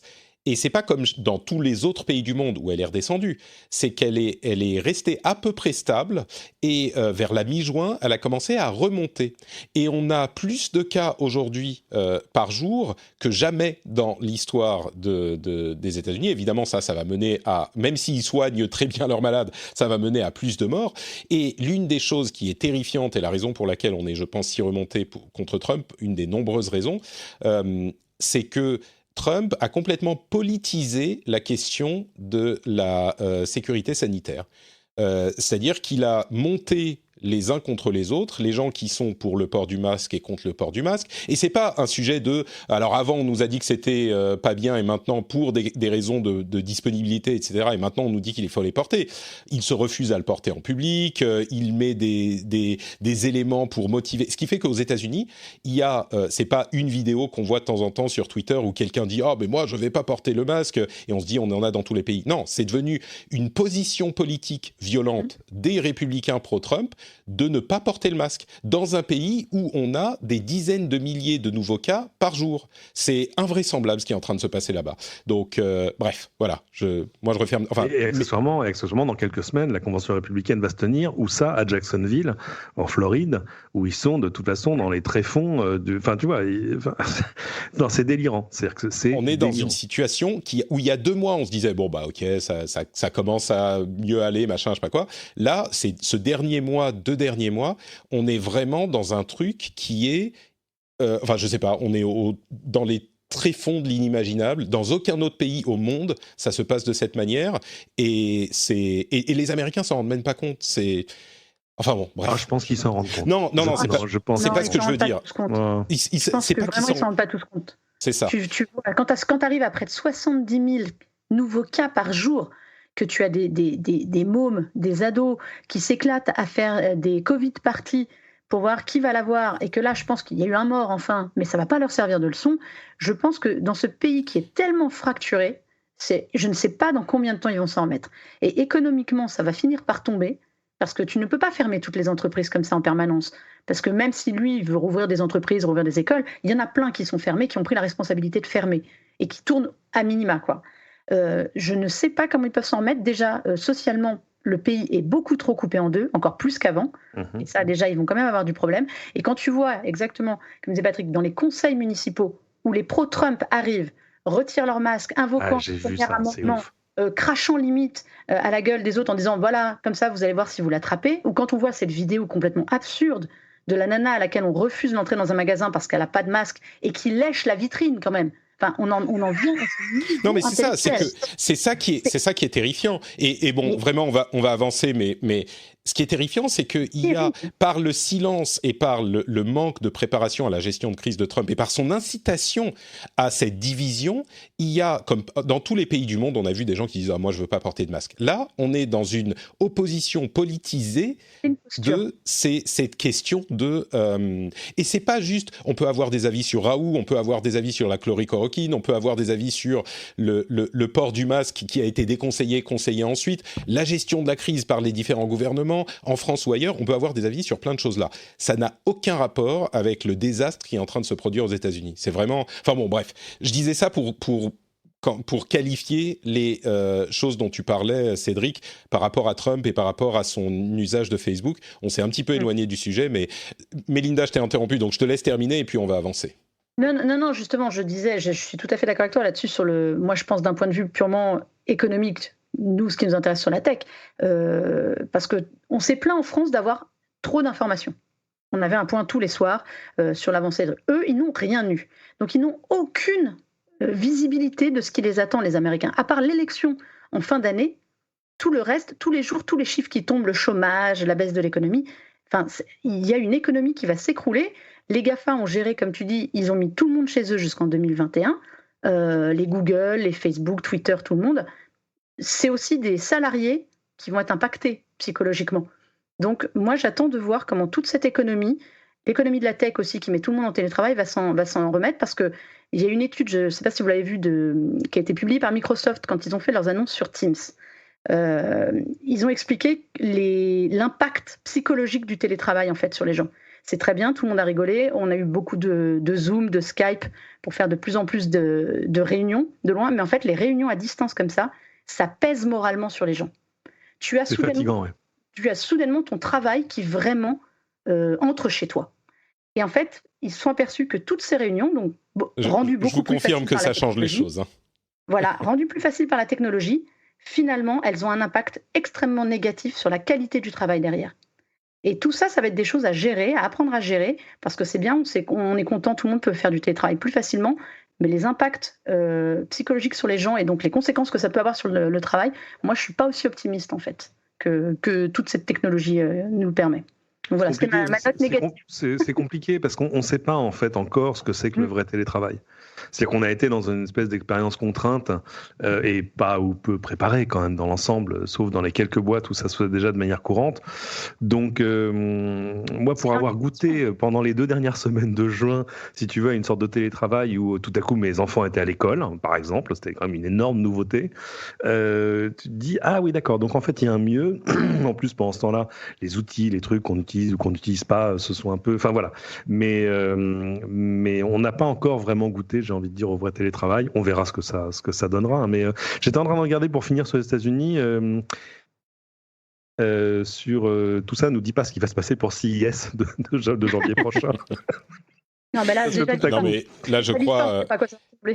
Amener des gens de 92 pays à Las Vegas. Non, mais c'est ça qui est terrible. Nous, on est en train de pas de voir le bout, parce qu'évidemment, c'est une illusion de se dire qu'on est en train de voir le bout. C'est que on est en train de commencer à maîtriser un petit peu la situation, et peut-être qu'elle nous échappera des mains. Mais pour le moment, on est clairement sur un niveau de maîtrise qui est beaucoup plus important qu'au moment de l'explosion de la pandémie. Aux États-Unis, c'est en train d'aller de pire en pire, et alors que ça n'a jamais été mieux. C'est ça qu'il faut. Et donc, pour répondre à la question sur le CES, c'est pas juste le CES. Là, on est parti sur encore au minimum 6 mois où personne peut rien faire, à moins que... Enfin, moi, je vois jusqu'à l'élection, je vois pas comment les choses peuvent aller mieux, parce que le gouvernement fédéral fait pas ce qu'il faut. Alors, ils font des petits trucs. Je suis sûr qu'il y a des gens complètement affolés dans les agences qui sont en charge de ces choses, qui essayent de faire ce qu'ils peuvent. Il y avait d'ailleurs des recommandations, c'est je crois le CDC qui faisait des recommandations, comment faire si vous êtes dans tel État, dans tel county, si vous avez tel et tel chiffre, machin. Mais enfin, quand le président fait le boulot clownesque qu'on lui connaît, clairement, si on est jugé par ses résultats, il n'y avait pas eu de gros effets de l'incompétence de Trump jusqu'à maintenant. Il y avait eu des petits effets, mais en gros, l'appareil américain tenait parce que le président a finalement relativement peu de pouvoir de changer les choses rapidement. Aujourd'hui, avec cette première crise qui a été clairement très mal gérée aux États-Unis, on en voit les conséquences. Et pour revenir à la question du CES, pour moi, les conséquences, c'est que les États-Unis vont pas s'en sortir avant au minimum plusieurs mois et peut-être plus. Donc le CES, évidemment que non. Je vois pas comment là, dans 6 mois, ils seraient prêts à rouvrir les portes d'un CES, quoi. T'imagines, le CES, c'est la dernière fois que j'ai pris l'avion. C'est il y a longtemps. Hein. Wow. Mais le pire, c'est que nous, ça commence à aller. Nous, tout le reste du monde, c'est ça qui est édifiant et qui est extrêmement frustrant. Tout le reste du monde, on commence à différents niveaux à savoir comment gérer la chose. Ça ne veut pas dire qu'on est sorti d'affaire, encore une fois, me faites pas dire ce que j'ai pas dit, mais on commence à savoir plus ou moins comment gérer la chose. Aux États-Unis, ils sont vraiment politiquement en train de se battre entre eux, est-ce que le masque est utile ou pas ? Et non, plus que ça, j'ai le droit, parce que, premier amendement, de ne pas porter de masque et de rentrer dans les lieux publics sans masque. C'est... Enfin bon, bref. C'est aberrant. Non mais je pense que je suis moins optimiste que toi. Je pense qu'avant 2022, rien ne reprendra normalement aux États-Unis. Normalement, non, c'est sûr. Oui. Ils vont. Alors le CES, c'est mort. Toutes les autres présentations, ça tiendra du délire. Le pire, c'est que 2021, janvier 2021, si c'est pas Trump qui est à la Maison Blanche, en quelques mois, ça peut être réglé, je crois. Moi, vraiment, je crois que ça peut être réglé. S'il y a quelqu'un c'est compliqué parce que je rappelle, c'est un État fédéral, donc l'essentiel de ce qui se passe, État par État, est géré par les gouverneurs, par les assemblées locales, il y a quand même, la décentralisation, c'est un truc qui existe pour de vrai chez eux. Ouais, donc en fait, sur le papier, le président a du pouvoir, mais c'est quand même extraordinairement limité. Le pouvoir, en fait, il est concentré au Congrès et dans les États. Non, il a un pouvoir de nuisance. En l'occurrence, oui. Avec la Chine, c'est d'avoir fermé. Ça a quand même été le premier pays qui a fermé ses frontières à l'Europe, n'oubliez pas. Actuellement, nous, évidemment, on interdit aux Américains de venir, mais ça a été les premiers à dégainer, à fermer leurs frontières. Ce qui n'était pas une mauvaise chose à ce moment de la crise. Bien sûr que non, c'est la gestion derrière qui était catastrophique. Bon, bref, écoutez, si ce sujet vous intéresse, on a déjà fait assez long dessus, vous pouvez aller écouter The Phileas Club, et c'est un podcast en anglais que je fais avec des gens de différents pays. Peut-être que vous y trouverez de quoi alimenter vos conversations également. Allez, on va conclure sur un petit peu de tech. D'une part, le Battery Day de Tesla va arriver en septembre, et ça, je suis sûr que ça fait sauter de joie Cédric. Oui. On ne sait pas exactement ce que va annoncer Tesla, mais dans les moi, je peux tout te dire. Vas-y, dis-moi. J'ai le dossier devant moi. Non, je plaisante, je ne sais pas tout. T'es pas actionnaire de Tesla, Cédric ? Écoute, en fait, au lieu de, j'allais dire, d'essayer d'acheter une Tesla l'année dernière, parce que c'était quand même un épisode de courte durée, j'aurais dû acheter des actions. Parce qu'évidemment, elles étaient... Mais c'est vrai, elles étaient à quoi, $200, je crois, à l'époque. Aujourd'hui, hier soir, elles étaient à 1700. Donc je ne raconte pas la voiture que j'aurais pu acheter avec le delta entre les deux. C'est-à-dire que voilà, en mettant 30 000 euros. Ah non, je ne veux même pas y penser. Ça. En fait, plutôt que d'acheter des voitures chez Tesla, il vaut mieux acheter des actions pour l'instant. Je ne sais pas jusqu'où et combien de temps ça durera. Mais en fait, souvenez-vous, il y a 2 ans, 1 an et demi, ils avaient fait ce qu'ils appelaient Autonomy Day, qui était le jour où ils avaient dévoilé leur nouvelle plateforme. C'est-à-dire qu'en gros, ils ont leur propre silicone, leur propre puce pour gérer toutes les fonctions de conduite autonome. Ils ont leur propre ordinateur, en fait, voilà, fait maison, parce qu'évidemment, leur grand cheval de bataille, c'est l'intégration verticale. C'est de dire, pour être un constructeur automobile viable demain, il faut maîtriser cette technologie de bout en bout, sinon vous n'êtes qu'une sorte d'assembleur de PC, vous voyez, qui achète un disque dur d'un côté, un moniteur de l'autre, une carte mère et de la mémoire. Et ça, c'est pas pour eux, en tout cas, c'est pas un métier viable. Du coup, évidemment, l'enjeu pour eux, c'est de maîtriser tous les éléments de la chaîne. Et alors, il y a l'autonomie d'un côté, mais évidemment, sur l'électrique, l'un des éléments les plus importants, c'est les batteries. Alors, l'état des rumeurs jusque-là, il y a 2 choses en termes de bénéfices, et je n'irai pas beaucoup plus loin. Il y a, parmi les choses qu'ils pourraient annoncer, il y aurait un truc qui serait bénéfice utilisateur, c'est une batterie qui dure jusqu'à 1 million de miles, c'est-à-dire 1 600 000 kilomètres. Dure, ça veut dire qu'il ne perdrait pas plus de 20% de sa capacité de charge sur cette distance-là. T'imagines, pour faire 1 600 000 kilomètres. Aujourd'hui, on est à combien ? Est-ce que tu peux nous rappeler aujourd'hui, on a quel type d'autonomie, de durabilité ? C'est compliqué parce que, en gros, aujourd'hui, ils garantissent leur batterie 8 ans. Mais ça veut tout et rien dire. Ce qu'on a jusque-là, c'est des données empiriques, c'est-à-dire des possesseurs de Tesla qui vont remplir des petites cases dans un spreadsheet, dans une feuille de calcul partagée, pour dire voilà, ma voiture à tel âge, la batterie à tel âge, et j'ai fait tant de kilomètres, et voilà l'état de capacité de la batterie, pour voir comment est-ce que ça baisse, sur combien de temps. Mais en fait, ça baisse extrêmement lentement. C'est-à-dire que on a décidé de manière empirique et arbitraire de dire qu'à partir du moment où une batterie a perdu 20% de sa capacité, il faut en changer. C'est pas vrai. En fait, tu peux la garder bien plus longtemps, mais peu importe. C'est pour dire que, évidemment, tu as acheté une voiture avec une capacité de charge X, t'as pas envie forcément que ça descende trop, mais pour arriver là, déjà aujourd'hui, il faut arriver à faire plus de, c'était combien ? Je crois que c'était 600 000 km, 700 000 km. Enfin, ça fait quand même beaucoup pour une voiture personnelle. Voilà, la promesse de demain, c'est d'arriver à avoir une batterie qui dépasse le 1 million de miles, et idem pour tout le bloc moteur, en gros, c'est-à-dire le moteur électrique, etc., etc.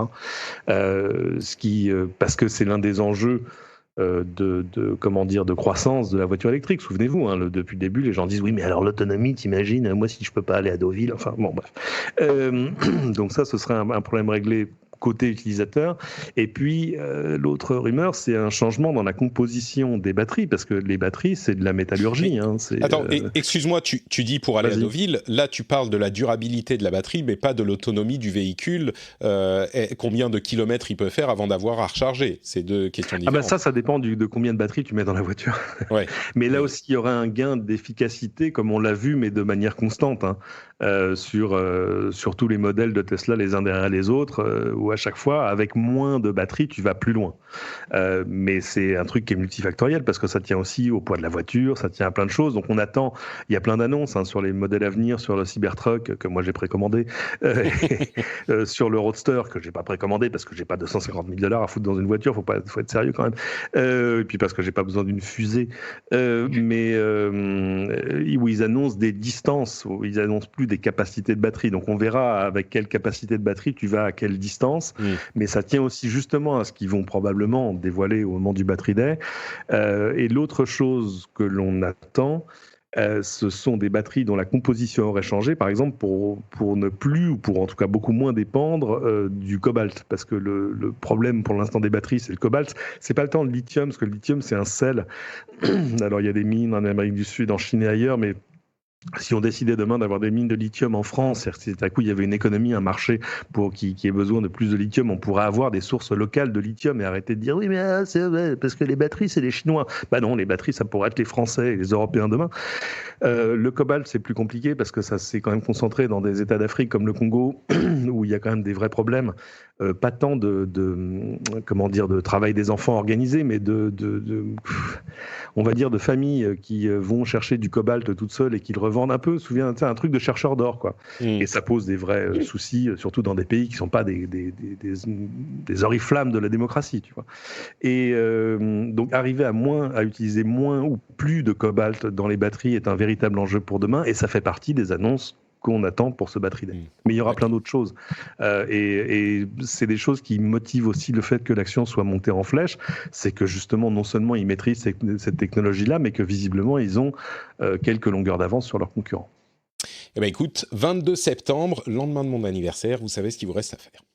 Deux petits sujets, allez, très rapidement pour terminer. D'une part, je parle parfois de services intéressants. Je vous parlais de Cameo il y a quelques temps pendant le confinement. Vous pouvez aller retourner voir de quoi il s'agit. Peut-être que vous ne connaissez pas Fiverr, et ça c'est un service qui existe depuis très longtemps. C'est un petit peu la gig économie ultime. C'est un site sur lequel on peut payer, alors à la base c'était Fiverr pour 5, on peut payer $5, mais aujourd'hui le prix est libre, à quelqu'un pour qu'il ou elle fasse quelque chose. Et ça s'est réorienté sur les travaux qu'on peut faire sur Internet, donc des trucs soit artistiques, soit de bureautique, etc. Et on recherche une tâche à faire et on voit des offres de différentes personnes qui vont vous décrire un petit peu leurs capacités, ce qu'ils peuvent faire, et ils vont vous donner différentes gammes de prix. On va vous dire combien de révisions ça inclut, quel type de boulot ça peut concerner. Et vous allez discuter avec la personne et elle va vous faire le projet et vous payer ensuite. Alors, c'est des sommes qui peuvent être relativement modestes. Ça va de quelques dollars ou euros, quelques dizaines de dollars, jusqu'à quelques centaines, on va dire. C'est vraiment la gig economy.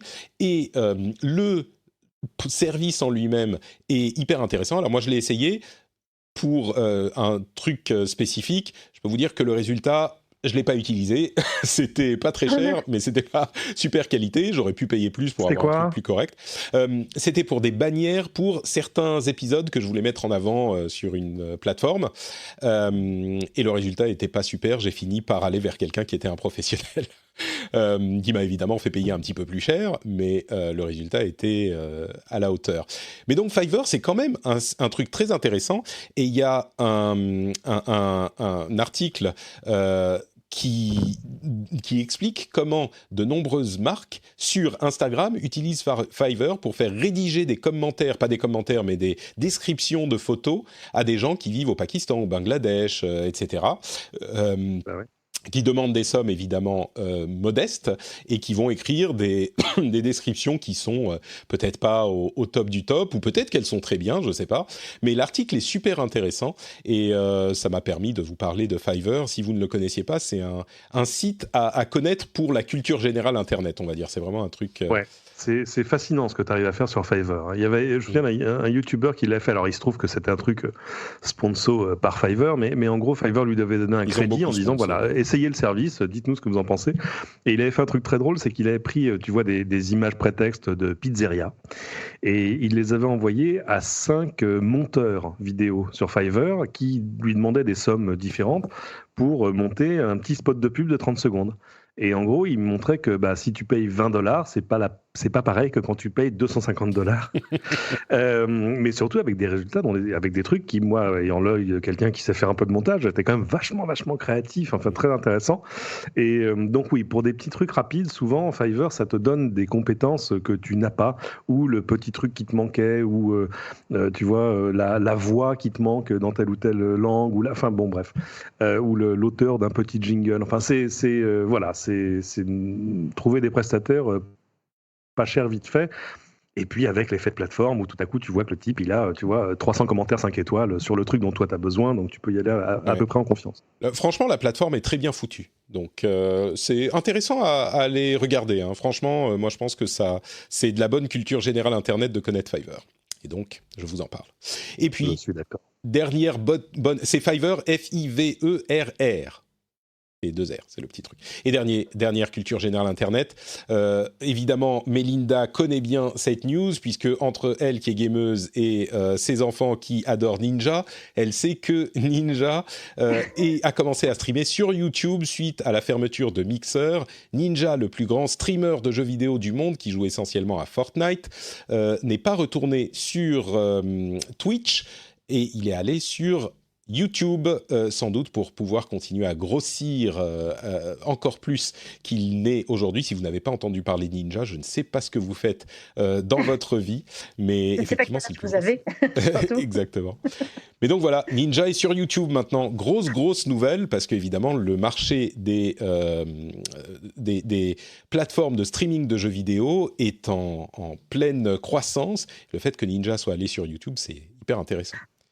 Ninja, pour moi, je suis admirative de son talent économique. Ouais. C'est quand même quelqu'un qui était la star de Twitch, qui est parti sur Mixer à la surprise générale. Alors Mixer, si vous ne saviez pas ce que c'était, pour ceux qui ne sauraient pas, c'était la plateforme de streaming de Microsoft qui va fermer ses portes là le 22 juillet, je crois, si je me souviens bien. Petit ange parti trop tôt. Voilà, exactement. qui n'a jamais réussi à décoller. Enfin, Mixer, pour moi, est une énigme totale. Et ils avaient fait venir Ninja à prix d'or. Vraiment. On parle de 30 millions de dollars. Hein, oui, c'était un truc, on parle de Ninja, il a quoi, 25 ans, même pas, je ne sais pas même plus quel âge il a. Enfin, il avait dealé ça de folie. Et Mixer ferme et s'est allié à Facebook Gaming, ce qui était quand même une autre surprise.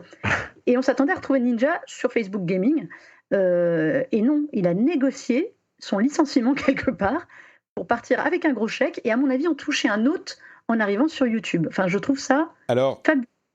On parlerait de Facebook qui aurait proposé 60 millions de dollars, c'est des rumeurs, hein, donc c'est peut-être pas le cas, mais vu les sommes en jeu et les enjeux tout court, c'est pas forcément irrationnel de penser à ces chiffres-là, mais on a entendu parler de 60 millions de dollars pour Ninja, pour qu'il aille chez Facebook, il a dit non merci, je vais aller chez YouTube. De notoriété publique, YouTube ne paye pas les streamers pour aller chez eux, mais le truc c'est que YouTube est une plateforme sur laquelle Ninja peut croître beaucoup plus que Twitch. En fait, Twitch, il est déjà le roi de Twitch. Donc là où il peut grossir encore, c'est sur YouTube, qui a une audience qui dépasse le streaming de jeux vidéo et qui est le jeu vidéo dans son ensemble, bien sûr, et puis au-delà du jeu vidéo. Donc bon, ça ne veut pas dire qu'il va forcément grossir plus sur YouTube, mais si c'est possible, c'est là et pas sur Twitch. Donc c'est une démarche intéressante. Voilà, je pense que là où il a été malin, c'est de ce que j'ai compris, il ne veut plus signer d'exclusivité. Donc il va aller taper partout. Enfin, je crois que son premier live a fait quelque chose comme 150 000 spectateurs simultanés. J'en doute pas. Et en plus, je sais pas combien il a fait simultané, mais il a juste tweeté un truc une demi-heure avant. Tout le monde se demandait, bon, il va aller où ? On se doutait qu'il allait chez YouTube. Mais il a juste tweeté un truc, c'est pas qu'il a fait une grosse annonce, une vidéo, une machin. Non, je vais aller sur YouTube tout à l'heure. Vous venez si vous voulez. Et je sais pas combien de vues il a fait, mais enfin... Bon, c'est 5-6 millions d'abonnés sur Twitter Ninja, donc de toute façon, dès qu'il dit un truc, c'est démultiplié. Hein, voilà encore un truc qui ne va pas encourager nos enfants à travailler à l'école. Hein. Ah bah tu comprends bien. Ça, c'était l'observation vieux con du jour. Hein, c'est pas... Plus tard, ils veulent faire e-sportif ou youtubeur. Franchement, tu comprends. Écoute, la culture de l'image et des sous, elle est là. Hein. Moi, je suis ni youtubeur ni sportif, mais je vais pas non plus leur jeter la pierre vu mon métier. Donc, mais en fait, ma grande, allez, on a déjà fait long, on va dépasser encore un tout petit peu plus. Ma grande question qui se pose jour après jour aujourd'hui, c'est qu'est-ce que je fais si demain ou dans quelques années, mon fils vient me voir et me dit ah papa, moi je voudrais être Twitch, je voudrais streamer sur Twitch, je voudrais faire ça quand je serai grand. Je dis, mais Mais enfin, mon petit, c'est pas sérieux de travailler sur Internet. Qu'est-ce que tu veux que je lui dise? Écoute, passe ton bac d'abord. Je crois que... Tu auras ta chaîne YouTube après. C'est ça, exactement. Bon, écoutez, je vous remercie tous les deux pour cet épisode passionnant. On a évoqué de nombreux sujets différents. Avant de se quitter, si nos auditeurs veulent plus de Mélinda ou plus de Cédric, il faut leur dire où ils peuvent aller. Commençons avec Cédric, tiens. Cédric sur Twitter, et puis on verra à la rentrée ce qui va se passer. Je me fais engueuler sur Twitter tout le temps parce que j'ai arrêté On déconfine l'info, qui était ce podcast quotidien où on parlait quasiment que du Covid. Trop tôt. Voilà, ouais. Alors là, pas vraiment, parce qu'en fait, moi j'ai dit, c'est dommage, mais c'était pas plus mal qu'on soit déconfiné à un moment. ouais, je suis assez d'accord, mais c'est vrai que je me fais engueuler en disant, mais non, mais pourquoi mais c'est pas sérieux. Alors, il y en a qui engueulent la chaîne d'ailleurs, et moi je précise que non, on s'arrête, entre autres parce que j'ai besoin de prendre des vacances, et surtout parce que j'ai besoin de les prendre maintenant, parce que je sens bien que tout à coup, si il y a une vraie deuxième vague qui revient en août, on va me dire, écoute Cédric, tu peux redisparaître dans ta cave pour nous refaire un on reconfine l'info, c'est ça? Exact. C'est bravo, je le dépose immédiatement. On reconfine l'info.com. Donc voilà. Mais il n'est pas exclu que ça revienne. Je ne sais pas. On pourrait imaginer en faire une hebdo, par exemple, pour me laisser le temps de faire d'autres choses aussi. Donc voilà, il se passera ça. Et puis il y aura plein d'autres podcasts et des choses sur l'antenne d'LCI à la rentrée. Et voilà. Très bien, je sens que tu as les mots qui te brûlent la bouche de sortir un petit peu plus, mais que tu ne peux pas écouter. Non, mais c'est vrai que depuis que j'ai arrêté, ça fait il n'y a pas 2 semaines, ça fait 10 jours, le nombre de sujets que je vois tomber, de trucs où je me disais, quand même, ça manque de contenu maintenant, là tout à coup, c'est quand même revenu, ça y est, ça tombe comme à Gravelotte, c'est reparti comme en 14, donc non, c'est un truc qui manquerait pas de contenu, donc on aura probablement l'occasion de s'en reparler. On attendra ça avec impatience. Mélinda. Moi, donc sur frandroid.com maintenant, frandroid.fr, depuis que j'ai abandonné Cédric à son triste sort et à son podcast. Et sinon, sur Twitter, beaucoup, voilà. Donc moi, mon petit compte, c'est @melinda_ds. Si vous voulez venir discuter tech, jeux vidéo, tout, blaguer, voilà. Vous êtes les bienvenus tous. Et on aura les liens vers les comptes Twitter dans les notes de l'émission, évidemment. Pour ma part, c'est NotePatrick sur Twitter, Facebook et Instagram. Si vous voulez des photos de mes vacances à moi, dans lesquelles je vais partir là dans quelques jours. Normalement, c'est mon dernier jour de travail avant mes vacances. Alors, je mets des guillemets parce qu'il y a quand même des choses à faire pendant les vacances. C'est le lot des personnes qui travaillent en indépendant. Mais si vous voulez, suivre un petit peu mes aventures de vacances ou d'ailleurs mes aventures tout court, c'est notamment sur Instagram. Je suis NotePatrick sur cette plateforme. Vous pouvez également commenter sur tout ce qu'on a dit sur frenchspin.fr dans l'article de cet épisode. Et bien sûr, vous pouvez également soutenir l'émission sur patreon.com/rdvtech.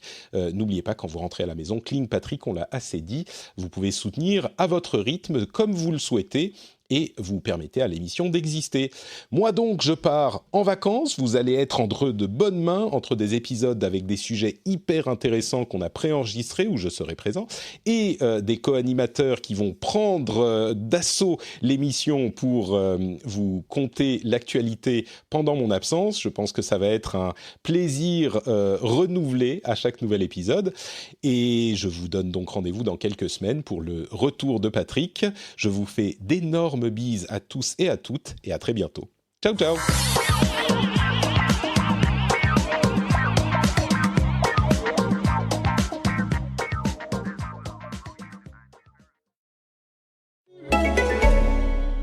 Quand j'ai appris que UBS était une banque engagée dans l'investissement responsable, j'ai souhaité en savoir un peu plus. Car investir l'argent que j'ai mis de côté, pourquoi pas, mais à condition que ce soit pour l'environnement, l'éducation ou les énergies renouvelables. Bref, des investissements qui vont dans le sens de mes valeurs. Alors oui, vous allez me dire, toutes les entreprises se mettent à l'investissement responsable maintenant, c'est la mode. C'est vrai, mais UBS, c'est une banque qui s'engage sur ces questions qui rythment notre quotidien depuis les années 50. Grâce à eux, je trouve enfin des réponses optimistes aux enjeux de demain.